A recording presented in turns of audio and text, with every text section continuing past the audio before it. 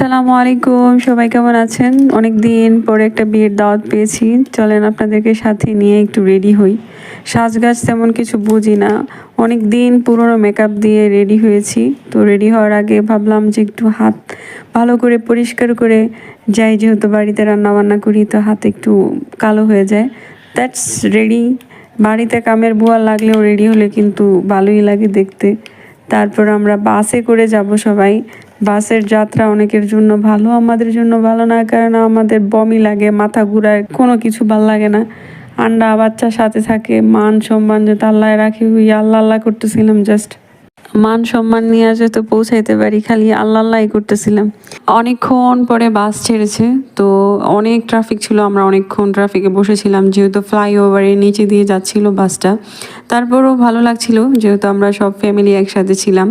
তো একটু ঢং করছিলাম, আমি দেখি মেয়েরা কি সুন্দর টিকটকে ঢং করে, পরে বুঝলাম যে এসব আমাদেরকে দিয়ে হবে না।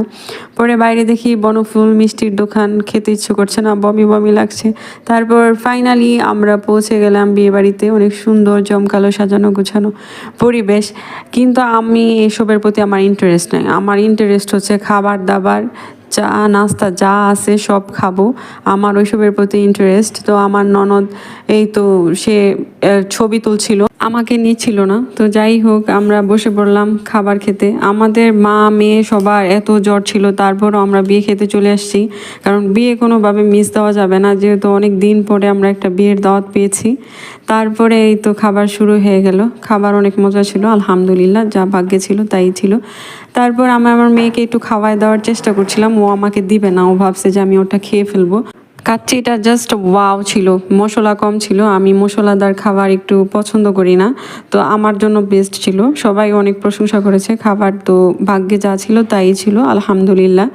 তো বিয়ে শাদি সবাই কেন করছে না আমি বুঝি না, মনে হয় স্বর্ণের দাম বেড়ে যাওয়াতে বিয়ে একটু মানুষ কমাই দিছে। তো ফাইনালি জর্দা জর্দা অনেক মিষ্টি ছিল, খাওয়া যায়নি। তো কফি খেয়ে আমরা সবাই ফ্রেশ হচ্ছিলাম। কফিটা অনেক তিতা, কফি তিতাই থাকে, কিন্তু আমি সবসময় মিষ্টিই খুঁজি। তো আমরা একটু ঢং করছিলাম, হাঁটছিলাম, ভিডিও করতে খুব লজ্জা করছিল, যেহেতু আমাদের শ্বশুরবাড়ি সব মানুষ এখানে। আমাদের বাচ্চারা এক জায়গায় দাঁড়ায়, এক জায়গায় দৌড় মারে, কান্দে, একজনকে ছবি তুলবা না আরেকজনকে তুললো না। তারপর আমি আবার একটু সুযোগ পেয়েছি, একটু ঢং করছিলাম, ছবি তুলছিলাম আমার মেয়েকে নিয়ে। তো বিয়ে বাড়ি ভালোই লাগে, অপচয় করবেন না বুঝছেন, সবসময় চেষ্টা করবেন কম অপচয় করতে, কারণ টাকা পয়সা কে কার কখন আসে কার কখন যায় বলা যায় না। বিপদে পড়লে আপনি